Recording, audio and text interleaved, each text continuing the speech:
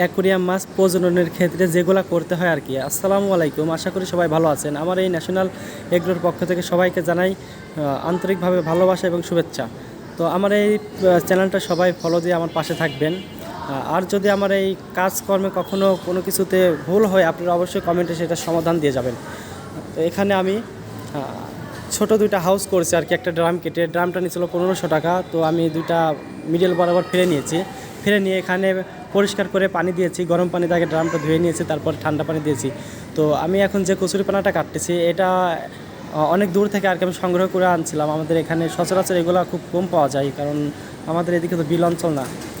তো এগুলো ভালো করে আর কি পরিষ্কার করে, যাতে এই ময়লাগুলো আর কি পরিষ্কার পানি নষ্ট না করে দেয়। এভাবে অল্প কিছু পরিসরে আমি আনছি। আনার পরে এগুলো আমি দুইটা চারিতে আর কি ভাগ করে দেব।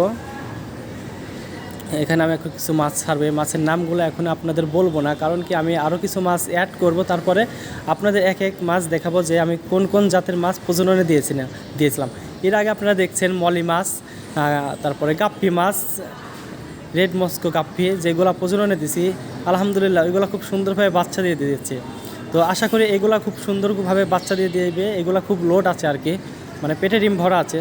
তো এইভাবে যদি প্রজননে দেয়, আমি মনে হয় যে 100% এরা বাচ্চা তুলবে, কারণ বড় জায়গা ছাড়া এরা বাচ্চা ওরকমভাবে সহজে ভালোভাবে বাচ্চা করতে চায় না আর কি। এর জন্য আমি বড় জায়গাটা ওদের দিয়েছি এখানে, যে বাচ্চা যাতে আর কি ভালো পায়।